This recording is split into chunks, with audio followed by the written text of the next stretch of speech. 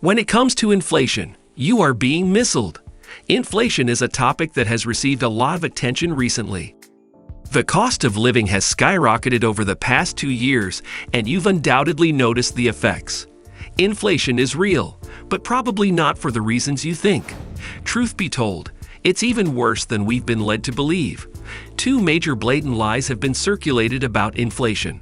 The first slide reveals just how high inflation really is.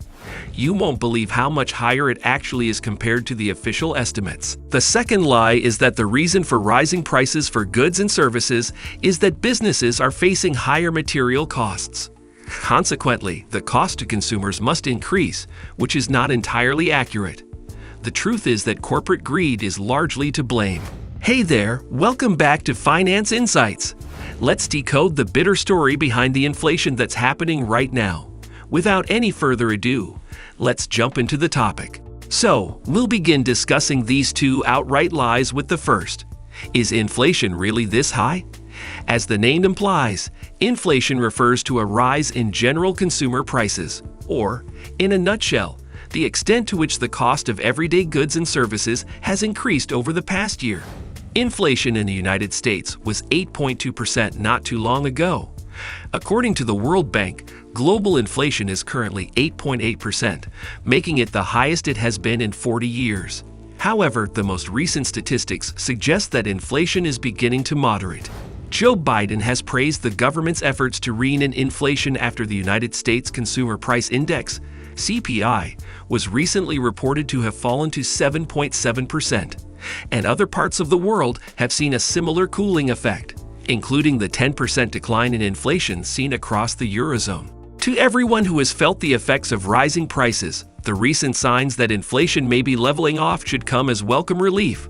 Here's the thing though, our politicians aren't telling the whole truth about these figures, and that's because inflation isn't computed the same way it once was. The true level of inflation is substantially higher than officially reported. That's because the United States adjusted how it calculated inflation in the 80s and 90s. Suppose we continue to use the old methods of calculating inflation today. Shadow statistics suggest that actual inflation is closer to 18%, or more than twice as high as official estimates have indicated. Actually, current inflation is at a record high not seen since 1947, not even the highest seen in 40 years.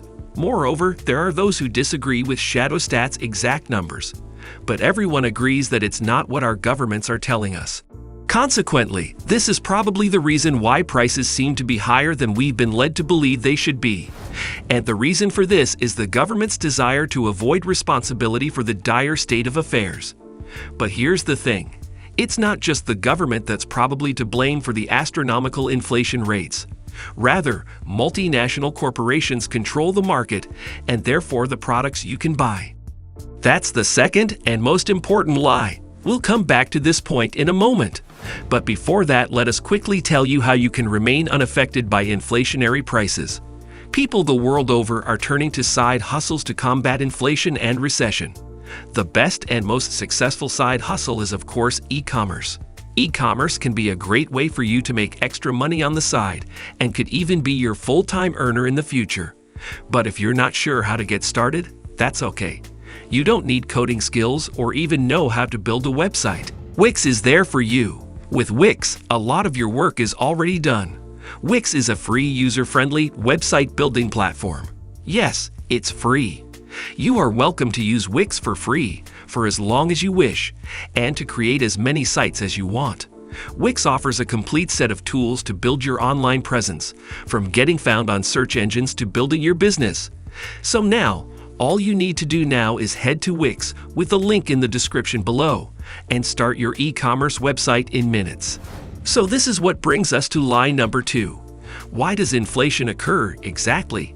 The common belief on inflation holds that governments print massive amounts of money to stimulate the economy during times of crisis, such as the health crisis in 2020. As a result, the value of every dollar in circulation decreases, driving up the cost of goods and services everywhere. Also, this is an integral part of the inflation formula. But corporations around the globe have seized upon this storyline to justify their pursuit of ever-increasing profits at any cost. the cost of primary commodities has increased due to inflation. Despite this, tens of thousands of businesses have been raising their prices at a much faster clip than the rise in input costs. Consider Tyson Foods as a case in point. Tyson is the largest processor of meat products in the U.S. and one of the largest on the planet. Tyson's CEO has stated that price increases were implemented last year in response to inflation because consumers were expected to bear a greater share of the rising cost of living. While inflation was hovering around 7%, Tyson's price increases were significantly higher. Pork and beef prices could triple the CPI growth rate. This, as one might expect, led to a massive increase in Tyson's bottom line, 48% higher than the previous year. And Tyson isn't the only one who seems to be taking advantage of inflation to raise prices. United States businesses as a whole enjoyed one of their most prosperous years ever in 2021, with profit margins that were the highest they had been since 1950. Apparently, this is because some companies were artificially inflating their prices to generate massive profits, making life more difficult for everyone for no reason other than greed.